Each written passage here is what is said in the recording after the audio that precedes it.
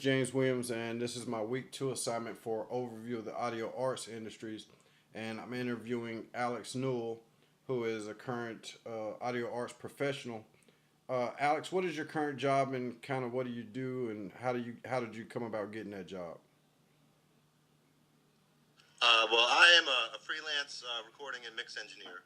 I'm based out of Atlanta, Georgia, and I work with all the big urban acts. I do exclusive engineering for Yo Gotti, his whole new album, last few mixtapes. I've done Gucci, I've done Mary J. Blige, Keisha Cole, um, India Irie, Kenny Rogers, Michael Jackson. There's a long list. You can check it out at allmusic.com. Look up Alec Newell. Um, but I got my job. I went to started at the bottom. I went to Middle Tennessee State University in Nashville, and I worked in the studios there. And then when I graduated, I moved down to Atlanta, and I didn't know anybody. I started off as an intern, um, worked my way up to an assistant.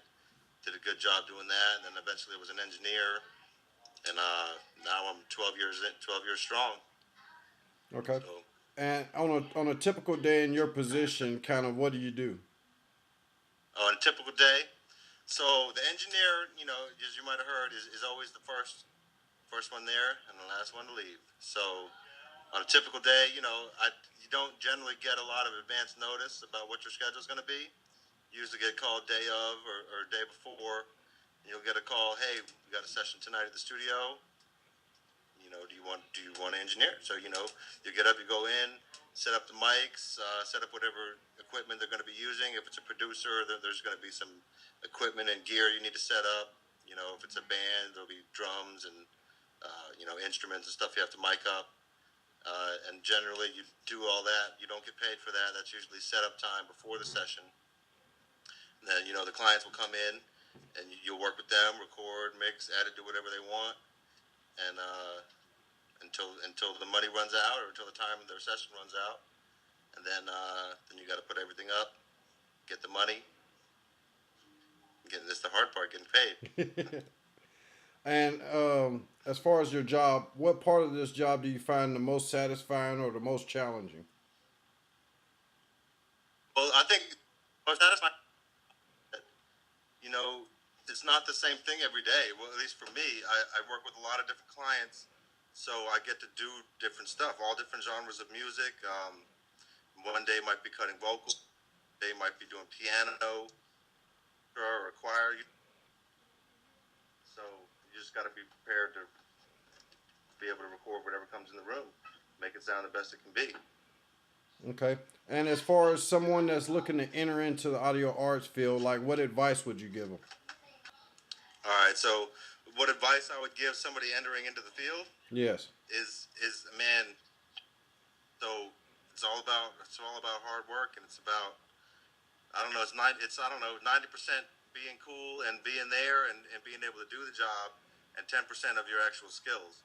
So at the end of the day, you end up spending hours in a locked room with people, and you just basically you got to be cool enough to hang out with them, and they got to like you, and you got to be able to get along. And if you can't get past that, it doesn't matter how good you are, technically. You know. So a lot of it is about vibe and just making stuff happen. Technically, there's a lot of different ways to skin a cat.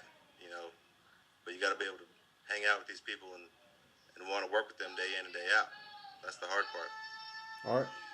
What entry level jobs are best for learning as much as possible for somebody looking to enter in to get to where you are now? So you say what entry level jobs? I mean, you got to start at the bottom. You got to get an internship, get in the door, and that's going to suck. It's going to be cleaning. It's going to be the stuff that nobody wants to do is what you're going to have to do. You're going to have to clean the toilets. You're going to have to take out the trash. And if you do, the client's going to ask you to do something, and you work your way up the ladder. So you got to be humble, and you got to start at the bottom. That's how it works. Nobody's going to give you a bone and throw you into the room and have you engineer a session right off bat. It's just not going to happen. And if you could do things over again, would you choose the same path for yourself, or what would you change? So if I could do everything over, I mean, it's just a lot of hard work. So I don't want to do it over. I put in my dues. I'm already done with that. So there's no way around it. It's yeah, you got to start at the bottom, and you got to work hard, and you got to be dedicated. And the skills come with that. You know, the more time you spend in the studio, the better your skills get, no matter what. So you got to be there. You got to put in the hours. I mean, I wouldn't change anything. That's why I am who I am today, because of all the stuff I've been through, and it wasn't easy. You know, starting from the bottom, didn't know a soul. Walked in the door. Hey, please give me an internship. I don't even want money. And yeah, I mean that's how you start. What personal qualities do you think are important to be successful in that job? What qualities? Yes. Um, Obviously you got to be technically good. Your ears need to be good. Um, you need to be able to stay awake for long periods of time. You got to be able to get along with the clients. Um, and then that's just half the game. The other half of the game is the billing and the getting paid, and you have to be on top of that too. So keeping good notes, keeping good session notes, knowing what producers, what artists, what songs, what hours, what days, and they all blend together. After a while of being in the studio, a week in the studio, if you don't write it down, you're not going to remember what you did on the first day. And if you don't know, you can't put it on your invoice, and you can't get paid. So, that's another whole aspect of it, is the getting paid part. All right, and how do you see jobs in this field changing in the future? Well, every day there's less and less major studios. They're closing, quickly. They close all the time. So you gotta be able to adapt. You need to have a small mobile rig that you can take to the client. A lot of the times, I do a lot of that, where I have a microphone, preamp, mic chain setup, and a mobile rig, speakers, headphones, everything. And I take that, I take it on the tour bus, I take it to people's houses, and I can set up and record, anywhere. And so you need to have your own. Relying on a studio and all of the gear they have is only going to get you so far. You need to have your own equipment. You need to have your own means to work. Otherwise, as less and less studios are available, there's less and less spots for an engineer to be in the studio. So it's all about what you can do and hustling on your own. This job is all about hustling. There are no jobs. Like if you were to cold call every studio in the country, there's not a single job available. They'll tell you they can give you an unpaid internship, but there are no jobs. It's literally what you can make. So it's all hustle. All right. I appreciate your time and hope I didn't take up too much of it. And I look forward to talking to Oh you no, later. man. No, everything's cool, man.